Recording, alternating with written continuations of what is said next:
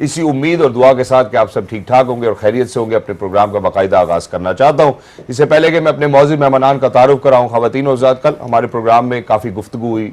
हमने जो बांग्लादेश हमारी सीरीज़ है बांग्लादेश के साथ, जो पाकिस्तान टूर ऑफ बांग्लादेश है, उसके हवाले से बात की, स्क्वाड के ऊपर बात की।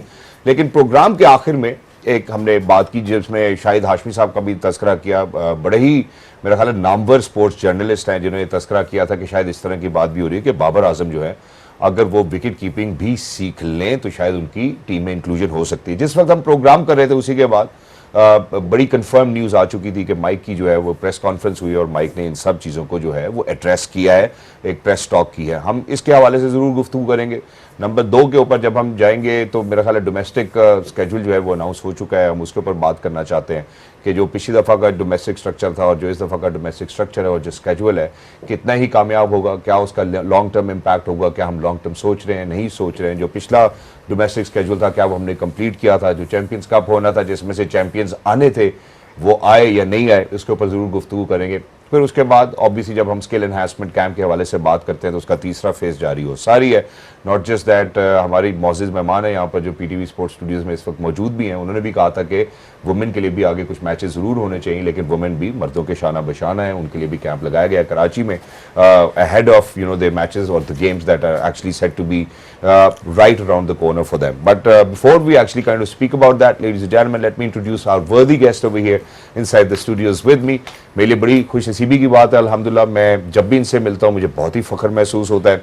लेडीज एंड जेंटलमैन, पाकिस्तान की वाहिद खातून क्रिकेटर हैं जिन्होंने आईसीसी हॉल ऑफ फेम में जिनकी इंडक्शन हुई है। ना सिर्फ ये बल्कि पाकिस्तान के लिए 2 गोल्ड मेडल्स भी लेकर आई हैं। Pakistan women's one day international, T20 international की कप्तानी भी की है और ऑफ द पिच और on the pitch trailblazer रही हैं बहुत सारी ख़वातीन के लिए, और ना सिर्फ ख़वातीन और बच्चियों के लिए बल्कि उन लोगों के लिए भी जो पाकिस्तान के लिए कुछ ना कुछ करना चाहते हैं।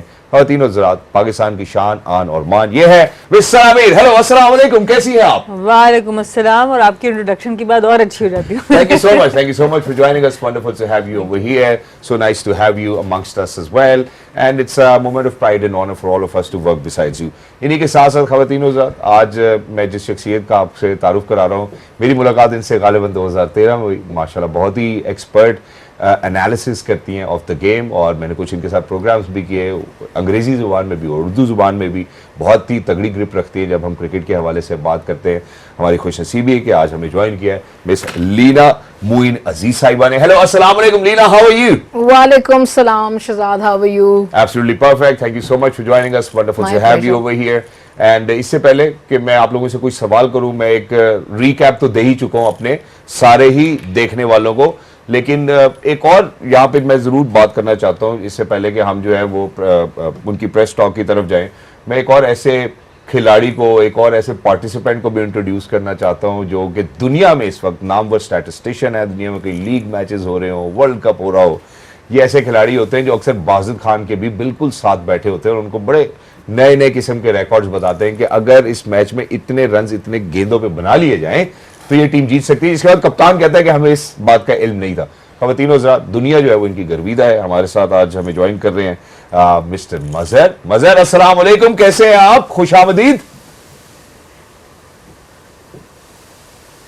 Thank you so much Mazhar for joining us, wonderful to have you. इससे पहले कि मैं वापस जो है अपने मेहमानान की तरफ जाऊं, मैं यहाँ पे एक और बात करना चाहता हूँ कि जैसे मैंने आपसे पहले तस्करा किया था बाबर के हवाले से और जो क्या सराइयाँ चल रही थी, जो शाहिद हाशमी साहब ने पहले हमारे पीटीवी स्पोर्ट्स के प्लेटफॉर्म से ही बात की थी, तो सबसे पहले जरा प्रेस टॉक सुन लेते हैं, उसके बाद आते हैं क्योंकि उन्होंने डायरेक्टली एड्रेस किया। So let's go, let's take a good listen to what Mike Hassan has to say about all of those alleged stuff that has been going on internet. Let's go, let's take a listen.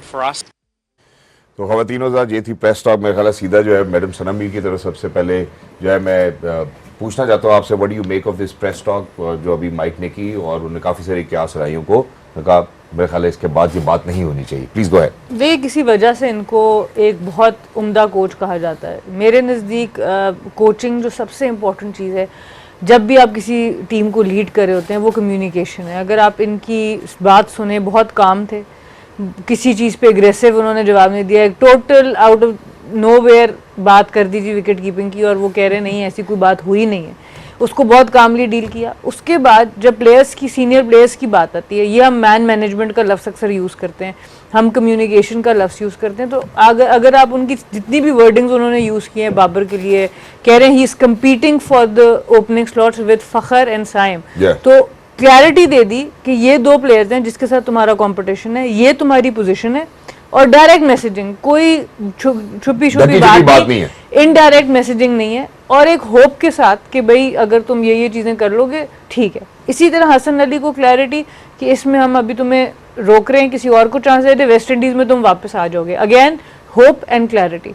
तो communication जब आप करते हैं जब भी किसी से, तो अगर ये दो चीज़ें उसमें मिसिंग होती हैं तो ऑटोमेटिकली अगले का मोराल गिर जाता है। जब आप उसको क्लैरिटी देते हैं, जब उसको एक उम्मीद देते हैं कि हाँ there is a way out, अगर मैं ये चीज़ें करूँ तो ऑटोमेटिकली प्लेयर की एनर्जी डिफरेंट हो जाती है। और ये बात मैं थक गई हूँ कह के कि कम्युनिकेशन इज़ द की। हम लोगों की कम्युनिकेशन में इनडायरेक्ट मैसेजिंग होती है और ब्लेम होता है, आपने ये नहीं किया, आपने वो नहीं किया, उसने ये कह दिया, फिर कहानियाँ शुरू हो जाती हैं तुम्हारे बारे में, उसने ये कहा था इस वजह से तुम ड्रॉप हो गए। भाई उसकी गेम के बारे में बात करें, क्रिकेट के बारे में बात करें। तो ये चीज़ बहुत ही ज़बरदस्त है। और आई थिंक इसी वजह से अगर आप जितनी भी हमने फुटेज अभी थोड़ी बहुत देखी है, सारे प्लेयर्स काम नज़र आ रहे हैं, अपने क्रिकेट के ऊपर काम करते हुए नज़र आ रहे हैं। और this is what we want for the players and for Pakistan. Exactly. Salina, coming on to you, obviously जो अभी सना ने बात की, ये एक मेहनत तो है अनफॉर्चुनेटली जिस सोसाइटी में हम रहते हैं। किसी ने कुछ कह दिया, उसने ये कह दिया, तो मुझसे बात कर लो, फिर ये हो जाएगा। और उसको वो जो जिस खिलाड़ी की है, जिस इंसान की है, जिस भी स्पेसिफिक प्रोफेशन की बात हो रही थी, उसमें बात होती नहीं है। तो ये क्लैरिटी तो हो गई, लेकिन ये जो बाबर एज एन ओपनर की हम बात करें, इसका मतलब है कि उनके स्ट्राइक रेट के हवाले से तो बात हो रही है। एब्सोल्युटली, जैसे सना ने कहा कि ये सदियों से एक बात करी, मैं भी सदियों से बाबर की स्ट्राइक रेट पे बात करी हूँ कि जितना भी बड़ा प्लेयर हो, वो जो भी नाम हो, लेकिन जब आप T20 की बात करते हैं ना, तो स्ट्राइक रेट इतनी इंपॉर्टेंट है। आपका 50 इंपॉर्टेंट नहीं है, आपका सारी वक्त स्क्रीन पे रहना इंपॉर्टेंट नहीं है, 18 ओवर खेलना इंपॉर्टेंट नहीं है। आपकी स्ट्राइक रेट क्या है, आपकी इम्पैक्ट क्या है। आपकी इनिंग्स बेशक 30 रन की और आपने 15 बॉलों में खेली हो, तो उसकी बहुत बड़ी इम्पैक्ट है, वर्सेस योर इनिंग्स की अगर आपने 80 रन बनाए हो 70 बॉलों में, उसका कोई इम्पैक्ट नहीं है, बल्कि वो टीम को सेटबैक करती है। तो एंड ऑफ द डे गोल क्या होता है? गोल होता है अपनी टीम को जिताना, अपने मुल्क को जिताना। अब मेरा क्वेश्चन हर एक से ये होता है, with due apologies to Babar Azam, बड़े फैन होंगे उसके और मैं भी हूँ, लेकिन T20 में नहीं। तो यही मेरी दरख्वास्त है सबसे कि मुझे कोई एक मैच बताए जो बाबर आजम ने सिंगल हैंडेडली जिताया, और हम उसके बाद मैच के बाद कहें कि क्या इनिंग्स खेली, मतलब क्या ये रूट बन गया आज, या क्या वो जो रूट निकल आया, या विराट कोहली, या जो भी। तो ये जो कमी है ना, हमें ये उसको देखना है। और माइक हैसन जो है वो बिल्कुल ऐसे कोच हैं कि वो देखेंगे और वो बिल्कुल जिसको कहते हैं ना कट थ्रोट, ये नहीं कि यार ये बाबर आजम है, मैं इसको ड्रॉप नहीं कर सकता, क्या होगा मेरा, थोड़े दिन बाद ये तो कप्तान बन जाएगा, मेरा क्या होगा, वो नहीं है। So I like this clarity that he is bringing forward and to the plate and to the point and point taken. Thank you so much for saying that and thank you so much for being so exuberant about it as well. मैं जरा मजहर की तरफ भी बढ़ना चाहता हूँ, जरा काफी सारे हजार मील तय करके मैं जरा मजहर की जानिब बढ़ता हूँ। मजहर, जो आपसे मैं बात पूछना चाहता हूं, जैसे जो अभी हमने प्रेस टॉक सुनाई है, इसके अंदर जो बाबर के हवाले से ऑब्वियसली उन्होंने डिबंक कर दिया, जो मिथ था वो तो ऑब्वियसली उन्होंने डिबंक कर दिया। फिर साथ ही साथ जो उन्होंने दूसरी बात की कि हम ओपनिंग में देख रहे हैं, शाहीन का फ्यूचर आप कैसे देख रहे हैं। हसन अली के हवाले से उन्होंने वेस्ट इंडीज टूर पे कहा कि हम वहां पे देखना चाहते हैं और प्रॉमिसिंग खिलाड़ियों को यहां मौका देना चाहते हैं। बांग्लादेश सीरीज को how important and how crucial can it be for Pakistan? देखिए, मुझे जो इसमें एक सबसे जो इंटरेस्टिंग बात लगी वो ये थी कि ये तो चले पॉइंट सामने आ गया है कि उन्होंने बाबर के बारे में बोला कि he is competing with Saim and Fakhar. इसमें एक इंटरेस्टिंग और गौरतलब बात ये है कि उन्होंने फरहान का नाम नहीं लिया। दैट मीन्स कि इवन दो के साइफुद्दीन फरहान के इस साल पाकिस्तान के किसी भी बैटर के सबसे ज्यादा छक्के हैं 67 और 4 सेंचुरीज हैं इस साल। PSL भी उनका अच्छा किया। बांग्लादेश के अगेंस्ट जो उन्होंने एक मैच खेला उसमें उन्होंने 50 रन भी किए, बट स्टिल वो जो एक पैकिंग ऑर्डर होता है माइक हैसन ने उसको मिस नहीं किया कि फरहान का एक साल अच्छा किया है तो अब आप फखर को भूल जाएं या साइम को भूल जाएं। तो ये एक बहुत ही पॉजिटिव चीज है पाकिस्तान के लिए, क्योंकि नॉर्मली पास्ट में हमने देखा था कि एक प्लेयर अगर कोई 1 महीने की उसकी अच्छी क्रिकेट है तो हम उसके लिए एक ऐसे प्लेयर को भूल जाते हैं जो कि सालों से पाकिस्तान के लिए खेल रहा होता है। तो आई थिंक कि थोड़ा सा अगर आप इसको डीपली एनालाइज करें तो बाबर का जो कॉम्पिटिशन है ना सिर्फ फखर और साइम के साथ है, बल्कि साहिबजादा फरहान के साथ भी है, जो कि इस स्क्वाड के अंदर पाकिस्तान के बैकअप विकेट कीपर भी हैं। True. तो आई थिंक ये काफी इंटरेस्टिंग है। बट अच्छी बात ये है जो कि माइक हैसन ने भी की कि रास्ते अभी भी खुले हैं और आगे पाकिस्तान के पास इतनी क्रिकेट है, T20 क्रिकेट भी, और फिर बाबर ने भी बिग बैश लीग खेलनी है कि आपको आइडिया हो जाएगा कि आपका जो फाइनल स्क्वाड है वो क्या होगा वर्ल्ड कप के लिए। एग्जैक्टली लेकिन मजर इसमें जो बहुत ही अहम सवाल बनता है वो ये बनता है कि जो आगे वेस्ट इंडीज की सीरीज है, क्या उसमें बाबर आजम को मौका दिया जाएगा? क्योंकि प्रीटी मच एशिया कप से पहले शायद बहुत सारे गेम्स पाकिस्तान नहीं खेल रहा है।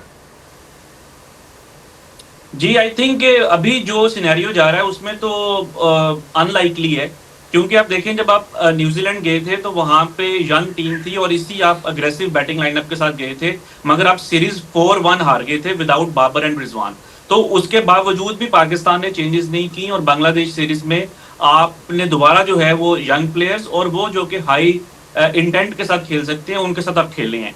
तो ये अब जिस तरह की, क्योंकि डोमेस्टिक क्रिकेट में भी पाकिस्तान की कोई T20 क्रिकेट नहीं है बिफोर द वर्ल्ड कप या एशिया कप, ना कोई PSL है उससे पहले, तो I think the only way Babar and Rizwan can make a comeback या make a statement is through ODI cricket. I know कि डिफरेंट फॉर्मेट्स हैं, बट अगर बाबर आजम ODI क्रिकेट में कोई इस तरह की एक्स्ट्रा ऑर्डिनरी इनिंग्स खेल दे कि आपका 80 गेंदों के ऊपर 100 हो रहा है या कोई बहुत ज्यादा उनकी पावर हिटिंग उसमें अगर इंप्रूवमेंट नजर आए, देन मे बी आप ODI की फॉर्म के ऊपर जो है वो बाबर को T20s में कंसिडर कर सकते हैं। एग्जैक्टली ठीक हो गया। अच्छा मजर, हमारा यहाँ पे ना अक्सर हम जरूर बात करते हैं, शुएब अख्तर साहब ने भी इसका एक दफा तस्करा किया कि फीफा की इतनी तरक्की कर गया और ICC इतनी तरक्की नहीं कर सका, लेकिन आज उसका एक पहलू, उसका एक सिरा हमें जरूर मिल गया क्योंकि Italy has qualified for the T20 world cup 2026। How do you see that, newer teams coming in, becoming a part of the cricket fraternity? We look up to them as well. Unfortunately जब America की inclusion हुई थी, जो America ने उसके बाद हमारे साथ किया, तो हमें तो शायद उसके बाद अमेरिका नहीं अच्छा लगा, लेकिन how do you see it? देखें, बहुत ही एक जबरदस्त और हिस्टोरिक मोमेंट है कि इटली की टीम ने क्रिकेट वर्ल्ड कप के लिए फुटबॉल वर्ल्ड कप से पहले क्वालिफाई कर लिया है। नेक्स्ट ईयर फुटबॉल का भी वर्ल्ड कप है अमेरिका में और कनाडा में, उसके लिए अभी तक जो है कोई कंफर्मेशन नहीं है, बट T20 वर्ल्ड कप में आई think it's a great news for cricket. और जो T20 क्रिकेट का मकसद ही ये था कि इस फॉर्मेट के थ्रू जो है वो स्पोर्ट्स को या इस खेल को एक्सपेंड किया जाए। हमने लास्ट ईयर भी देखा था कि T20 वर्ल्ड कप में 20 टीम्स थी, युगांडा ने जो है वो first time T20 world cup खेला था, USA भी था उसके अंदर, और अब हम देख रहे हैं कि इटली ने जो है वो क्वालिफाई कर लिया और अभी जो है वो 5 टीम्स ने जो है मजीद क्वालिफाई करना है। तो आई थिंक बहुत ही इंटरेस्टिंग है। हाँ, पाकिस्तान के फैंस थोड़ा सा परेशान हो सकते हैं कि भाई अब इस बार कोई इटली के साथ ना मैच पड़ जाए। Exactly. Thank you so much, Mother. Stay with us. We're going to move on to Madam Sana over here. So, Madam Sana, मैं इसमें ना एक और चीज क्लब भी कर देता हूँ। हमारे शुएब भाई अक्सर तस्करा करते हैं, सब लोग ही तस्करा करते हैं। मोहम्मद आसिफ आपको पता है बड़े अमेजिंग बॉलर है, वो गेंद से बात भी करते हैं। उनका एक क्लिप बड़ा वायरल आजकल हुआ है, वो कहते हैं कि जी पाकिस्तान शायद हो सकता है दोबारा आने वाले T20 वर्ल्ड कप में भी अमेरिका से हार जाए, उनका अंदेशा है ये। और वो इस वजह से हार जाए क्योंकि जब वर्ल्ड कप के हम नजदीक जाएंगे हमारा कोच भी चेंज होगा, हमारे खिलाड़ी भी चेंज होंगे, हमारे साथ काफी सारे ऐसे इश्यूज होंगे। आपको लगता है, क्योंकि जब मैंने उनकी ये बात सुनी मुझे थोड़ा सा कन्विंसिंग जरूर लगा कि ये हो सकता है, ऐसा नहीं है कि ऐसा नहीं हो सकता। आपको क्या लगता है? देखिए, जनरली उनकी बातों से मैं बहुत अग्री नहीं करती ठीक है। लेकिन खदशा रहेगा अनफॉर्चुनेटली। पर अब जिस डायरेक्शन में टीम चल पड़ी है और माइक हैसन जिस तरह से टेक ओवर कर रहे हैं, तो होपफुली एक तो टाइम भी बहुत ज़्यादा नहीं रहेगा, 6-7 महीने रह गए, तो होपफुली ही विल सर्वाइव। और हम लोग आई होप कि इस वर्ल्ड कप में ऐसे ही जाएँ, इस तैयारी के साथ जाएँ, एक कप्तान एक कोच के माइंडसेट के साथ जाए। हम ऑलरेडी बाकी टीमों से ना 1.5 साल पीछे हैं या कम से कम 3 साल पीछे हैं, क्योंकि ऐसा नहीं होता कि वर्ल्ड कप 2026 में है तो तैयारी जो है वो 2024 से शुरू होगी। उनकी तैयारी 2020 से और 2018 से शुरू हुई है कि 26 में हमारे कौन से लोग खेलेंगे, कप्तान कौन होगा, क्या होगा। हम लोग जो है वो अभी कोई 1.5 महीने पहले से हमने तैयारी की है, नहीं अब हमारा कप्तान ही होगा और अब हमारा ब्रांड ऑफ क्रिकेट ये होगा। तो ये हम ऑलरेडी ही लेट हैं अगर वर्ल्ड कप की तैयारी करें। अगर उसके अंदर भी हम बीच में हमने कोई और मामलात किए तो हमारे लिए और मुश्किल रहेगी और फिर खर्चा बढ़ेगा कि इटली हो या USA हो, आपको पकड़ने में कामयाब होगा। क्योंकि अगर आप एक डायरेक्शन दे दें टीम को, एक ब्रांड ऑफ क्रिकेट खेलना शुरू कर दें, उसमें आप हार रहे हैं वो इतना बुरा नहीं है। पर अगर वर्ल्ड कप के दौरान आपको पता नहीं है कि आपने कौन सा ब्रांड, आधी टीम कोई ब्रांड खेल रही है और आधी टीम कोई, वो प्रॉब्लम है। और US जो वर्ल्ड कप हुआ था USA में, वहाँ पे हमें ये इश्यूज आए थे कि हमें वहाँ पता नहीं था कि हमें सुपर ओवर कराना है तो किससे कराना है। इवन दो कि Mohammad Aamir one of the most experience players थे, बट टीम का जो एक कॉन्फिडेंस होता है जो मोहम्मद आमिर को यूज़ करना है, या मोहम्मद आमिर का खुद एक कॉन्फिडेंस है इंटरनेशनल क्रिकेट में, वो उस तरह नहीं था। League cricket is different, international cricket is different. तो हमने जो इन्वेस्ट किया था 2-3 साल बाकी प्लेयर्स पे, वो इन्वेस्टमेंट हमने एन वर्ल्ड कप से पहले ख़त्म कर दी। तो ये चीज़ें बड़ी ज़रूरी हैं कि हम इनको सामने रखें। और ये जो टीम्स हम अगेन बात कर रहे हैं, इटली हो गई, नेपाल के अंदर क्रिकेट जिस तरह बढ़ रही है, ये अपने प्लेयर्स के साथ स्टिक अराउंड कर रहे हैं। इनके अंदर जो इन टीमों में जो प्लेयर्स होंगे, ये एक्सपीरियंस, चाहे वो एसोसिएट लेवल का एक्सपीरियंस होगा, पर वो एक्सपीरियंस लेके आएंगे, इसीलिए वो मैचेस जीत रहे हैं और वो उस टीम को वर्ल्ड कप तक इकट्ठा रखेंगे। तो डेफिनेटली जो टीम इतने अरसे से इकट्ठा खेल रही है, that will be a dangerous team in the T20 format. Exactly, thank you so much and beautifully put as well. इसमें एक और चीज भी हमें जो है वो लीना अपने सामने रखनी है, क्योंकि लास्ट टाइम हमने देखा था रिटायरमेंट्स भी रिट्रीव हो जाती हैं, ये वाला सारा मसला भी पड़ जाता है कि इस ब्रांड ऑफ क्रिकेट, वो आपने बहुत खूबसूरती से समझाया। जो अभी मैंने मजहर से भी बात पूछी थी, अभी जैसे माइक ने खुद बोला कि यार हम ये मौका देना चाहते थे उन नौजवान लड़कों को जो अच्छा खेल सकते हैं, राइट। अब हमें भी पता है कि बांग्लादेश की सीरीज है, फिर वेस्ट इंडीज की सीरीज है and Asia cup is just around the corner. How do you think कि वो जो ब्रांड ऑफ क्रिकेट हम इस्टेब्लिश करना चाह रहे हैं, हम इन जो मीगर सी सीरीज हैं इसमें आइडेंटिफाई कर लेंगे कि यार अब ये लड़के वो ब्रांड ऑफ क्रिकेट खेलेंगे? देखिए, सबसे इम्पोर्टेंट तो बात है कि ये जो लड़के हमने आइडेंटिफाई किए हैं, यंग लड़के जो हम बांग्लादेश को लेके जा रहे हैं, इनको हम लंबा चांस दें, थोड़ा सा इनके साथ स्टिक करें। देखिए, इसमें हारिस, सुफियान, इसमें फरहान, ये सारे लड़के हैं और ये टैलेंटेड लड़के हैं। हमने देखा है कि इनकी बैटिंग प्रोवेस जो है, वो छक्के लगाने की इनमें एहलियत है, खुल के खेलते हैं, इम्पैक्ट वाली इनिंग्स खेलते हैं। जब इनके इंटरव्यू सुने तो ये बात करते हैं इम्पैक्ट की, ये कोई सेल्फिश बात नहीं करते, ये कहते हैं मुल्क के लिए हम खेलना चाहते हैं, इम्पैक्ट के लिए खेलना चाहते हैं। और इनको ये साइंटिफिक बात पता है कि 30 रन की इनिंग 15 रन बॉलों पे कितनी इम्पैक्ट है और 50 रन 40 पे कोई इम्पैक्ट नहीं है। तो यही लड़के, देखिए, West Indies not a small side. जब हम वेस्ट इंडीज की बात करते हैं तो वो पास्ट चैंपियंस रह चुके हैं। बांग्लादेश जो है अप एंड कमिंग साइड है, अभी हमें टेस्ट सीरीज हरा के जा चुकी है, वो भी कोई ऐसी मामूली साइड नहीं है। But it is a great time to experiment with young people.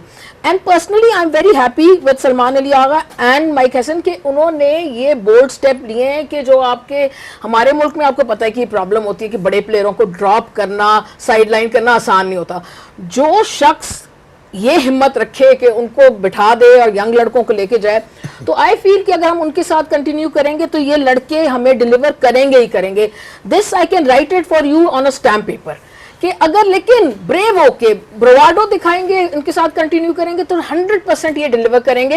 And I think it's a great step, but you have to continue. Thank you so much for saying that, but obviously I think drop might not be a good word over here. मेरे ख्याल है जो clarity, जो clarity है mic Hasan की, मैं उसके हवाले से जरूर बात करूंगा कि एटलीस्ट हमारे पास एक ऐसी शख्सियत मौजूद है जिसको क्लैरिटी भी है, उसको पता है कि हमने रोल्स आइडेंटिफाई करने, रोल्स आइडेंटिफाई भी कर लिए, नए लड़कों को मौका भी दे रहे हैं, सीनियर प्लेयर्स को रिस्पेक्ट भी दे रहे हैं, उनका मोराल भी साथ साथ चला रहे हैं और उनको ये भी बता रहे हैं कि you are a plan of a wider spectrum. I think that's what we certainly need and for somebody to be so precise and focused is exactly that we are actually looking forward to in Pakistan team as well. Mazhar आप हमारे साथ रहेंगे, हम जरा एक छोटे से वक्फे की जानिब बढ़े, क्योंकि जब वापस आएंगे तो एक भारी जिम्मेदारी है जो हम आप पर डालेंगे, वो डोमेस्टिक स्ट्रक्चर के हवाले से है, डोमेस्टिक स्केड्यूल के हवाले से है।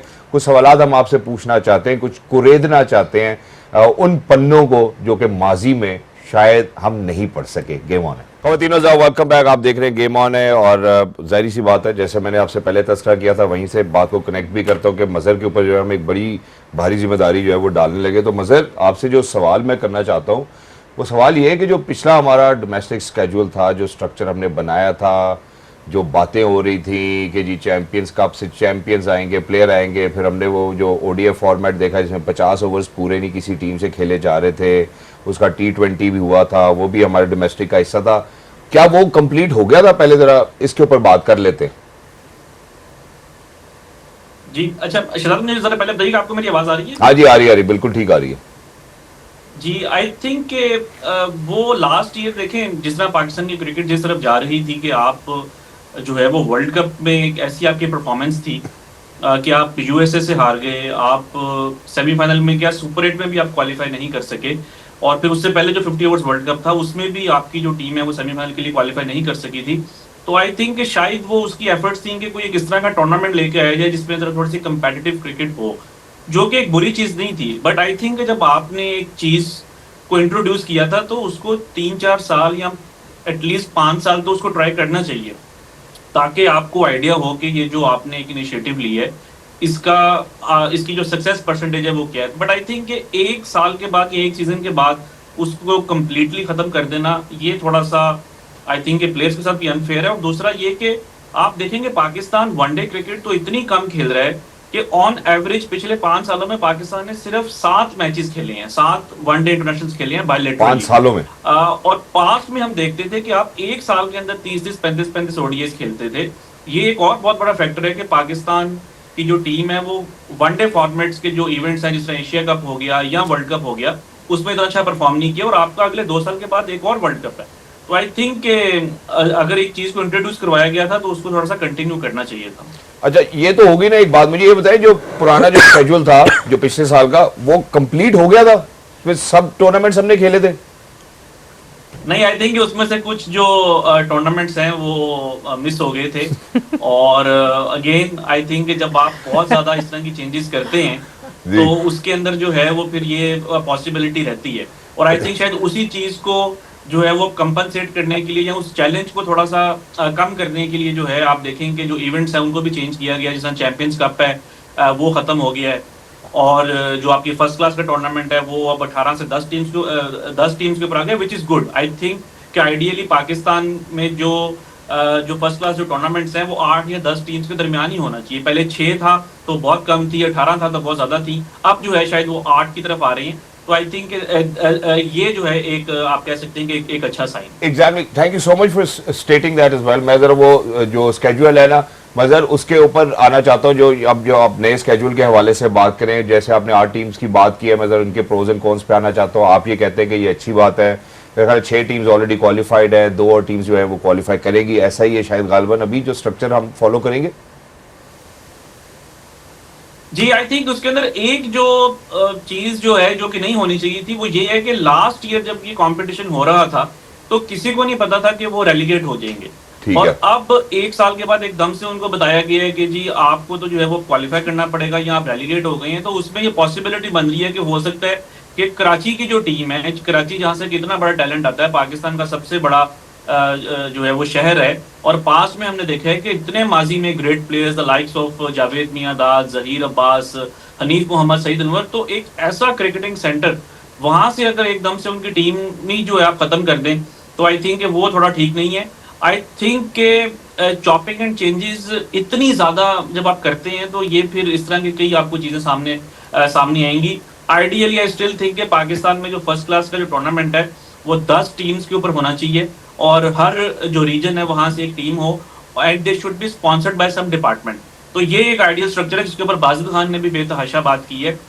बट अब इसको आप कैसे जो है वो लेके चलेंगे ये तो आई थिंक आपको इस साल के बाद ही पता चलेगा। एग्जैक्टली। अच्छा, ये जो भी आपने कराची के हवाले से बात की, इसमें मेरा ख्याल है गालिबन हमारे जो लेजेंड है मोइन खान साहब, उन्होंने भी तस्करा किया है कि यार सबसे ज्यादा प्लेयर्स प्रोड्यूस करने वाली जो जगह है या जिस रीजन की हम बात करते हैं उस टीम को जो है वो क्वालिफाई करना पड़ेगा, उसके ऊपर उनकी रिजर्वेशन जरूर थी। लेकिन Mazhar, having said so, how do you see this new structure, how do you see this new schedule? Do you think that it's long term, it will work out long term for Pakistan cricket? और कितना time चाहिए कि हम अच्छे players produce कर लें?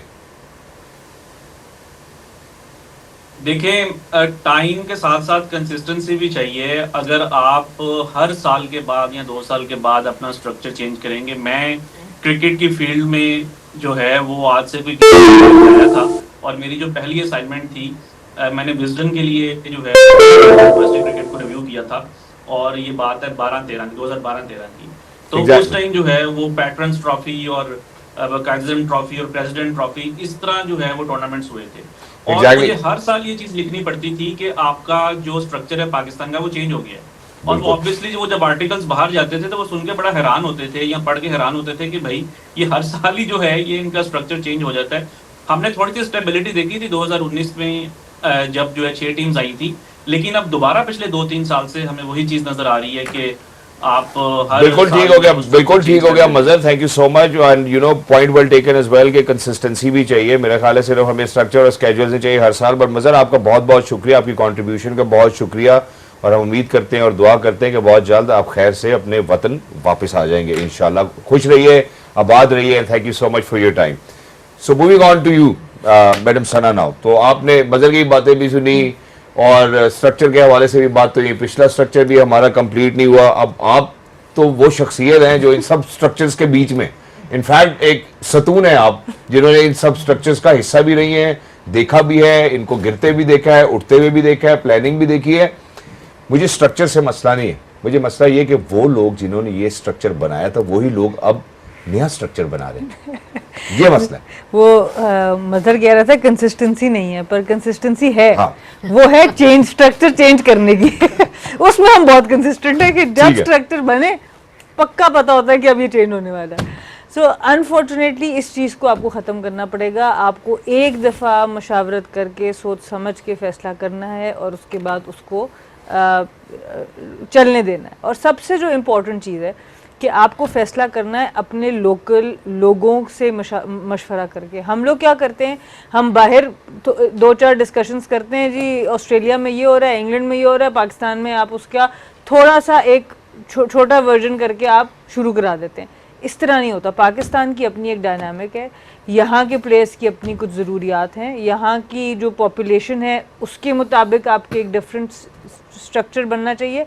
जैसे हमने डिपार्टमेंटल क्रिकेट ख़त्म की, वो फैसला बिल्कुल गलत था। वो इसलिए गलत था कि आपने कोई ऑल्टरनेटिव दिए बगैर वो फैसला कर दिया। जिस तरह अभी नज़र बात करें कि आप उसको मर्ज कर लेते कि आप जो रीजन्स हैं उनमें डिपार्टमेंट्स की एक एक टीम डाल देते ताकि एकदम ही आपके इतने लोग जो है अनएम्प्लॉयड ना होते, आपके क्रिकेटर्स की जॉब्स ना चली जाती, आपका जो पूल ऑफ प्लेयर्स है वो एकदम से खाली ना हो जाता। और इसमें वुमेन्स क्रिकेट का तो बहुत बड़ा नुकसान है। यहाँ पर तो अभी वुमेन्स क्रिकेट की कोई डिस्कशन ही नहीं है, पर जब वर्ल्ड कप आएगा तो फिर हम बड़े हमें तकलीफ होगी कि लड़कियाँ जीत क्यों नहीं रही हैं।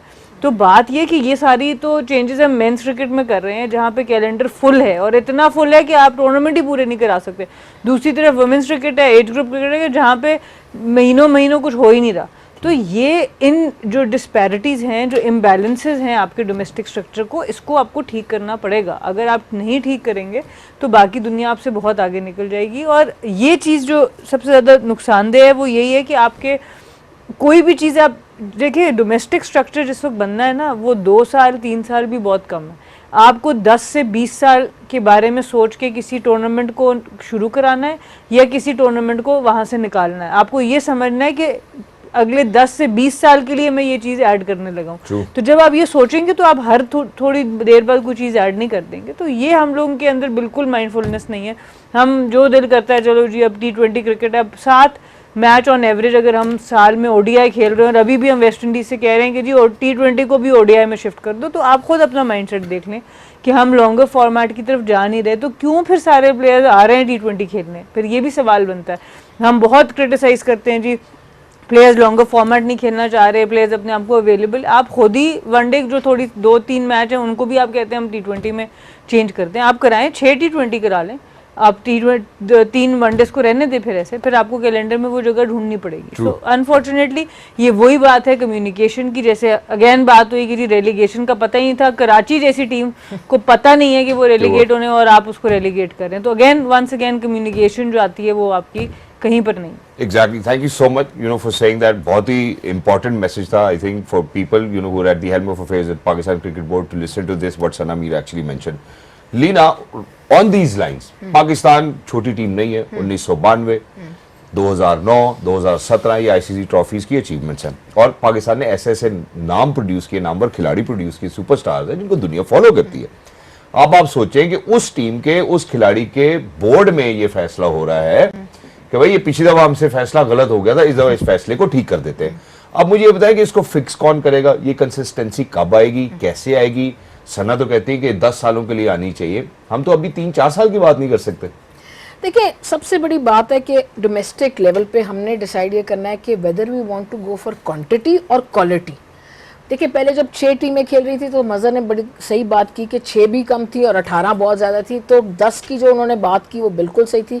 और दूसरी जो बात की कि रीजन्स को बैक करना चाहिए, डिपार्टमेंट्स को, वो भी बिल्कुल सही थी। अब देखिए, पर्सनली मेरा ओपिनियन अगर आप पूछेंगे तो मेरा ओपिनियन है क्वालिटी ऑलवेज, कभी भी क्वांटिटी नहीं होगा।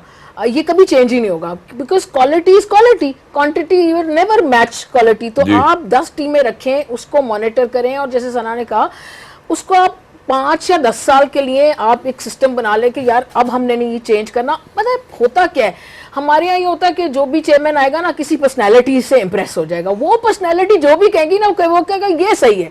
अब वो पर्सनैलिटी अगर कहेगी 50 टीमें हो तो 50 टीमें होगी जी, कानों के कच्चे होते हैं। हाँ बिल्कुल। और अगर वही पर्सनालिटी कहेगी नहीं 4 टीमें हो तो वो सोचेगा भी नहीं कि यार पाकिस्तान 22 करोड़ 24 करोड़ का मुल्क है, उसमें 4 कैसे हो सकती है। सो हैविंग सेड दैट, मेरा ये ख्याल है कि 10 टीमें होनी चाहिए, 8 की है उसको 10 कर लें। और ये जो बात है it is just I mean I fail to understand कि कराची जैसी टीम कैसे आउट हो सकती है, वो भी बगैर पता, मतलब पता भी नहीं है और वो सुबह उठे और वो रेलेगेट हो गए। तो मतलब चेंज हो गया। तो मतलब ये कि कंसिस्टेंसी लानी है, कम्युनिकेशन क्लियर करनी है, और क्वालिटी को हमेशा आपने जो है वो it has to be given preference. You have to understand कि क्वालिटी क्या है, वर्ड का मतलब क्या है और क्वांटिटी का क्या मतलब है। There is no match. हम जितनी खिचड़ियां पकाएंगे हमारे यहाँ प्लेयर नहीं निकलेगा। तो मसला यही है कि 10 टीमें खिलाएं डोमेस्टिक में। मैंने तो पिछले 5-6 साल में जब 6 टीमें थी कमेंट्री भी की है, सना ने भी की हुई है, तो वहां से क्वालिटी निकल रही थी।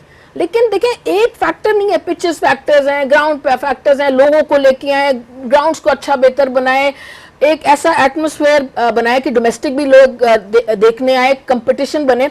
सो बहुत सी छोटी बातें, एंड एक वर्ड अगर याद रख लेना क्वालिटी, तो ये इनका सब चीज में बेहतरी हो जाएगी। और मतलब ये एक प्लेयर, कोई फॉर्मर प्लेयर की बातें से इंप्रेस होना छोड़ दें, या 2 प्लेयरों की, और वो मतलब समझें कि वो उससे अच्छी बात कोई नहीं कर सकता। सो जस्ट आप अपनी अकल इस्तेमाल करें और सोचें। जिसके लिए शायर ने मेरे ख्याल है दुनियावी मानों में ये जरूर कहा है कि कहीं मुमकिन हुआ, कहीं वाजिब, कहीं फानी, कहीं बका देखा। After a short break game on है। दिनों साहब वेलकम बैक, हमारे साथ जुड़े रहने के लिए बहुत बहुत शुक्रिया। Now let's shed some light on a few positives that we do see. और उसमें सबसे पहले मैं बात करना चाहूंगा, बहुत सारे लोग नहीं एग्री करते इसी प्रोग्राम पे, उन्होंने अपनी राय का इजहार जरूर किया है, लेकिन स्किल एनहांसमेंट कैंप जो है is going on in full swing. Obviously we do know Pakistan tour of Bangladesh, West Indies के खिलाफ हमारे मैचेस हैं, कंपैरेटिव क्रिकेट हमें खेलनी है, हम सोच रहे हैं कि नया ब्रांड ऑफ क्रिकेट हम जरूर अडॉप्ट करें, उसको खेलें भी। तो मैं मैडम सना आपसे पूछना चाहता हूँ, ये कैंप्स, इनकी efficacy, how competitive will it be, हमारे प्लेयर्स को इससे नॉट ऐसे कैंप्स नहीं है जिनसे आपके प्लेयर बन जाएंगे। आपका जो प्लेयर ऑलरेडी जहाँ पर है, अगर इन कैंप को हम अच्छी तरह से मॉनिटर कर दें, अच्छी तरह से डिज़ाइन कर दें हर प्लेयर की नीड्स के मुताबिक, तो यहाँ से आप प्लेयर्स की फाइन ट्यूनिंग करके उनके पोटेंशियल को 1-1, 2-2% ऊपर लेके जा सकते हैं विद एवरी कैंप। ठीक है। सो इसका मकसद सिर्फ यहाँ तक है। इसका मकसद यहाँ से नहीं है कि आपको एक पूरा नया प्लेयर मिल जाएगा या पहले जो प्लेयर नहीं है उसको हम प्लेयर बना के ले आएंगे। जो आपके ऑलरेडी एक्सिस्टिंग प्लेयर्स हैं उनके अंदर जो हम थोड़ी 5%, 2%, 3% इम्प्रूवमेंट्स चाहते हैं, उतनी इम्प्रूवमेंट इस कैंप से हो जाएगी। तो ये शॉर्ट टर्म के लिए बहुत ज़रूरी है, बट ये लॉन्ग टर्म हल नहीं है आपके क्रिकेट को ठीक करने का। अब ये एक और सवाल है, मैं इस पे आता हूँ। मैं जरा लीना, जिनके जब हमने उनकी प्रेस टॉक भी सुनी माइक की, उन्होंने उसमें ज़रूर तस्करा दिया कि यार इन कैंप्स के अंदर हम कोशिश कर रहे हैं कि हम सिचुएशनल भी जो भी मसले मसाइल हो सकते हैं जो इनको मेरा ख्याल है पेश आएंगे किसी भी गेम के अंदर, उसके हवाले से भी काम कर रहे हैं, फंडामेंटल्स पे भी काम कर रहे हैं, हम इनको टफ टाइम भी दे रहे हैं, हम कोशिश कर रहे हैं कि वो कंपेटिटिवनेस हम जनरेट कर पाएँ अपने खिलाड़ियों में। क्या ऐसे कैंप से वो कंपेटिटिवनेस जनरेट होती है? एब्सोल्युटली। देखिए एक तो फिजिकली कंडीशन होते हैं प्लेयर, ये जैसे अभी फुटेज हम देख रहे थे कि वो टच डाउन करके और कर रहे हैं, बॉडीज जो हैं इन रिदम आ जाती हैं टूर से पहले। और एक बात जो सना ने भी की, जैसे एक बैट्समैन है, एक हमारे बहुत मशहूर बड़े बैट्समैन है, वो स्वीप नहीं कर सकते, तो अगर वो होते तो हम उनको स्वीप करना सिखाते, तो वो जो मिड विकेट पे आउट हो जाते हैं स्पिनर को खेलते, वो ना होते, वो स्वीप करते। तो इस तरह की जो बातें हैं वो बहुत ज़रूरी हैं कि जिस प्लेयर की जो वीकनेस हो उस पर काम किया जाए, किसी की फिजिकल फिटनेस है उस पर काम किया जाए राइट बिफोर द टूर, वो एक रेडी माइंड से जाएं टूर पर। देखें ना, ये तो नहीं कर सकते कि उसको 15 दिन कहे कि तुम हर रोज़ मिठाइयाँ खाओ, टूर से पहले हर रोज आके बर्गर खाओ और उसके बाद टूर पे चले जाओ। ये वो अगर ये करेगा तो वो खेलेगा कैसे प्लेयर? और फिर आप कहेंगे वो प्लेयर ने जीता नहीं, ठीक है ना। तो जरूरी है कि टूर से पहले इस तरह के कैंप्स हों। और ये माइक हैसन जो है कोई आम बंदा तो है नहीं, हम सालों से ये बात कर रहे थे। देखिए प्राइवेट महफिलों में भी हमने ये बात की, आपस में भी बात की कि यार वो माइक हैसन अगर कोच आ जाए ना तो पाकिस्तान सेट हो जाए। अब वो आ गया तो उसको काम करने दें, और उसके जो बहुत सिचुएशनल बात कर रहा है, फर्ज करें हमें आखिरी 4 ओवर में 45 रन चाहिए, तो वो हिटिंग सिखाएगा भाई कौन से एरियाज हैं, किस तरह मारना है, माइंड को किस तरह ट्रेन करना है। एक साइकोलॉजिस्ट भी होना चाहिए जिसकी दरखास्त तो मैं 100 सालों से कर रही हूँ। मैंने कई दफ़ा अपने प्रोग्राम में जो मैं होस्ट करती थी पीटीवी वर्ल्ड में, वहाँ बुलाया भी। वो जो शख्स थे उन्होंने कहा कि मेरी तो सिलेक्शन होने ही वाली थी एज अ साइकोलॉजिस्ट, लेकिन आखिरी वक्त में किसी ने आके, जो हमारे मुल्क में होता है, वो उनका नाम काट दिया। तो अगर वो होते तो आज तक वो बड़ी इम्प्रूवमेंट आ चुकी हो जाता। So I feel that these are very important camps, and I mean to correct the mistakes. अगर वो स्वीप खिलानी को 5 साल पहले सिखा देते तो शायद 4-5 मैच उन्होंने जिताए होते। ठीक है, अगर वो मिड विकेट पे आउट ना हुए होते स्पिनर के खिलाफ बार बार।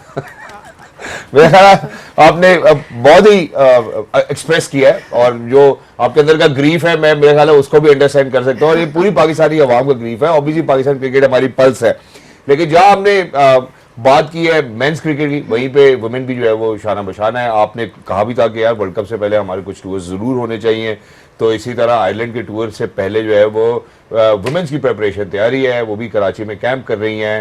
How do you see that, you know cricket करेंगे इंटरनेशनल लेवल पर जब मैच सिनेरियो आता है, उसी तरह फिर आपका जो कंट्रोल होता है उस स्किल के ऊपर वो उतना बेहतर होता है। अगर आपका मसल मेमोरी कम है, अगर आपने नंबर ऑफ ओवर्स उतने नहीं कराए, एक टाइम था हम शादाब के ऊपर ये डिस्कशन कर रहे थे कि वो नंबर ऑफ ओवर्स पूरे नहीं करा रहा, उसकी बॉलिंग में वो रिदम नहीं आ रहा, तो रिदम में आने के लिए एट टाइम्स बहुत ज़रूरी होते हैं इस तरह के कैंप्स जिसमें आप टारगेट बॉलिंग करें, टारगेट हिटिंग करें। आप अपनी फील्डिंग की कोई एक स्किल है, अगर आपकी अंडर आर्म थ्रो में कमी है, आपकी ओवर आर्म थ्रो में कमी है, उस स्पेसिफिक स्किल के ऊपर अपने फिटनेस के साथ साथ काम करें, तो ये बहुत ज़रूरी है। आयरलैंड की टीम गो के जो है मेरा नहीं ख्याल वर्ल्ड कप में वो क्वालिफाई कर चुकी है, नहीं कर पाई इस दफ़ा, तो फिर भी एक एटलीस्ट इंटरनेशनल मैच उनको ज़रूर मिला है। बट आगे के लिए आई होप वर्ल्ड कप के करीब हम तगड़ी टीमों से खेलें, ताकि हमें ज़रा पता चले कि हम एग्जैक्टली स्टैंड कहाँ करते हैं। एग्जैक्टली। और लेकिन अभी तक की जो हमने लीना परफॉर्मेंसेज देखी हैं उसमें बहुत ही ताबड़तोड़ किस्म की परफॉर्मेंसेज हमें पाकिस्तान वुमेन्स क्रिकेट टीम की तरफ से क्वालिफायर्स में देखने को मिली। गालिबन शायद मेरा ख्याल है 6 के 6 या 5 के 5 मैच ही जीत के उन्होंने क्वालिफाई किया। So how do you see women's cricket performing and evolving with modern times? देखिए, एक तो ये ज़रूरी है कि मुसलसल वो क्रिकेट खेलती रहें, हम टीम्स को इनवाइट करें, खुद जाएं भी इन कंट्रीज लाइक इंग्लैंड, ऑस्ट्रेलिया, ये और जूनियर क्रिकेट भी हो, और वो टीम्स भी ट्रैवल करें अब्रॉड, ताकि इनका स्किल सेट इम्प्रूव हो। एंड दूसरा, मैं बहुत हमेशा बात करती हूँ इक्वल पे स्केल की। हमें चाहिए कि इक्वल पे स्केल हो, जो जब टेनिस में हो सकता है तो क्रिकेट में भी हो सकता है, और बहुत सी क्रिकेट कंट्रीज में है इक्वल पे स्केल, क्योंकि देखिए ये उनका लाइवलीहुड है। और किसी का भी कोई लाइवलीहुड हो तो वो एक गलत बात है कि आप एक मर्द को तो इतने पैसे दे रहे हैं और उसी लेवल पे औरत को इतने कम दे रहे हैं, तो एक तो ये भी करना चाहिए। इसी तरह ये जो इनके भी कैंप्स हैं बड़े ज़रूरी हैं। सना ने बात की टारगेट बॉलिंग की, तो पुराने ज़माने में बॉलर्स ऐसे करते थे कि एक लाल रुमाल रखते थे ऑफ स्टंप से थोड़ा सा इधर, और उस पर बॉल करते थे ताकि वो लेंथ उनकी बन जाए। तो ये ज़रूरी है कि इनको भी लेंथ जो है ना बड़ी इंपॉर्टेंट थी, लाइन भी इंपॉर्टेंट ऑफ कोर्स, लेकिन वो लेंथ और वो लाइन दोनों जो कॉम्बिनेशन है ना, आप हमारे देखते हैं हमारी चाहे वुमेन्स बॉलर्स हो या हमारी मेंस जो भी हो, वो 2 बॉलें कराएंगे डाउन द लेग साइड, 4 कराएंगे इधर, अच्छा ओवर जा रहा होगा, जब 2 बॉलें डाउन द लेग साइड करा देंगे तो मार पिट जाएगी और वो कॉन्फिडेंस डाउन हो जाएगा। इसी तरह बैट्समैन भी जो उनके पास शॉट्स नहीं है वो डेवलप करें।